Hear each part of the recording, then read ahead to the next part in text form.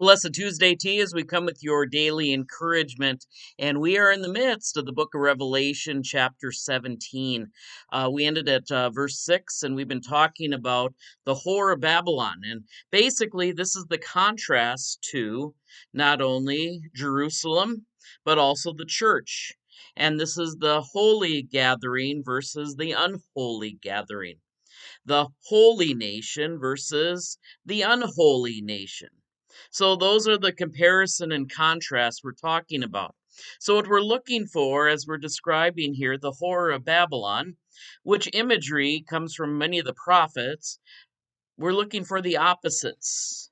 So if we want the encouragement, we'll look at the opposite of what is being described here. But it is also a warning to us to make sure that we are anchored, endure, and anchored into the faith of Jesus. So those are the themes that I think we need to look at as we go through Revelation 17. Now, beginning with the end of verse 6, there's a little bit of an end.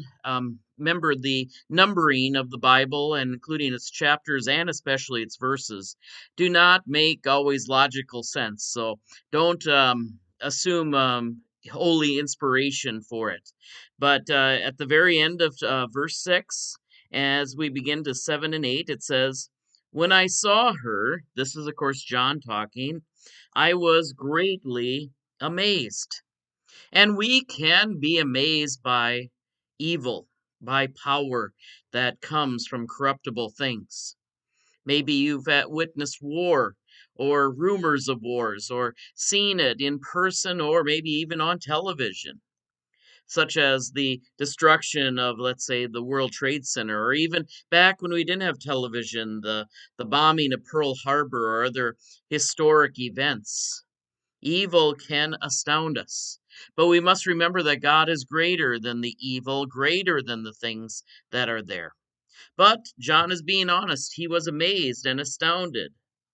But the angel said to me, "Why are you so amazed?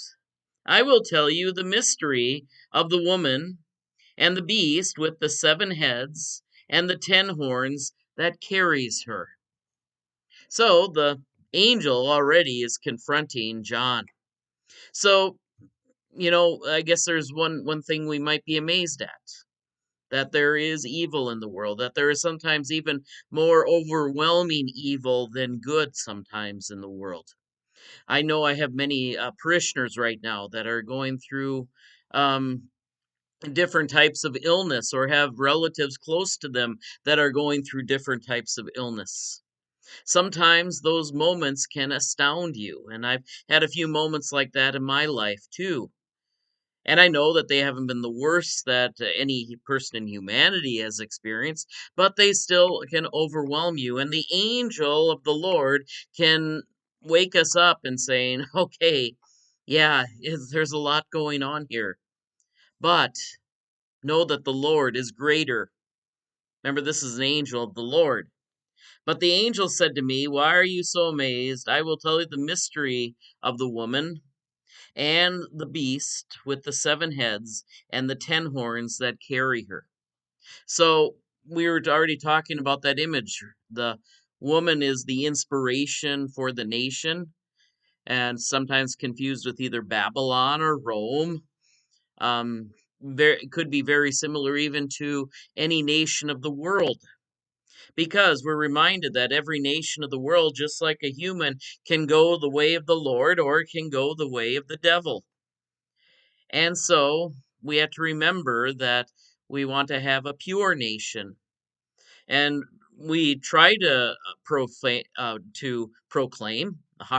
our own nation's founding as one of purity, justice, and righteousness. And it has been in reality far from that, although it has done many good things too.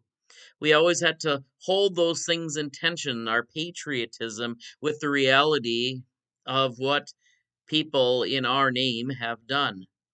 And that doesn't matter if you're in an old country like in Europe or even China that existed many thousands of years, or if you're a relatively new country like our own that is approaching another 200 years of existence since the Constitution. But we can be influenced by the beast or the government of it. And it has 7 heads, and then it has 10 horns that carry on authority. The heads and the horns are usually the present leader and the districts of that, the power that they hold. But let's look at what this mystery is that the angel is going to reveal.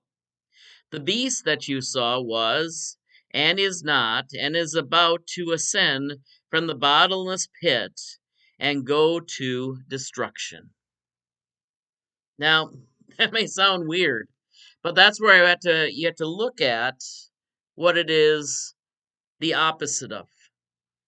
Those words at the very beginning, the beast that you saw was, and is not, and is about to ascend from the bottomless pit and go to destruction. That was and is not and is to rise out of the bottomless pit are the opposite of the name and actions of Jesus and especially God. What do we say about God? He was and he is to come. And so, in contrast, this beast was and was not, because evil does not have an existence. God has an existence over evil. So even in that affirmation of the opposite, there is a statement about what is true. Evil, believe it or not, even though it is so amazing, is not. And will ascend from the bottomless pit. And of course, we would say, oh my goodness, where did all this evil come from? But know that it is going towards destruction. And so that is where it gives this mirror image of what is true. And so, for the encouragement today is to remind us that there may be evil that astounds us, amazes us, evil that can overwhelm us, that was, but it is not. And although it's ascending from the bottomless pit, it's heading towards destruction. And so, that is what this angel is saying to John. And so it is heading for destruction, and the inhabitants of the earth, whose names have been written in the book of life from the foundation of the world, I mean, this is what reality is, will be amazed when they see the beast, because it was, and is not, and is to come. So hold on that your name is written in the Lamb's Book of Life. Hold on that you have been baptized by the Lord. And when I'm saying baptized, not just view it as an historical event, yeah, it happened and I don't think about it, but view it as a foundational event. God baptized me. God chose me from all the people of the world and put his name on my forehead and put me in the Lamb's Book of Life. Let that be your reality. And while you might be astounded at was and is not and is to come, know that it is going towards destruction. So more on that as we get to this description of both the whore Babylon, the beast, and of course we'll have the appearance of the false prophet, but more on that in days to come. God bless you today. We trust that these continue to be words of encouragement. We'll see you next time. Take care.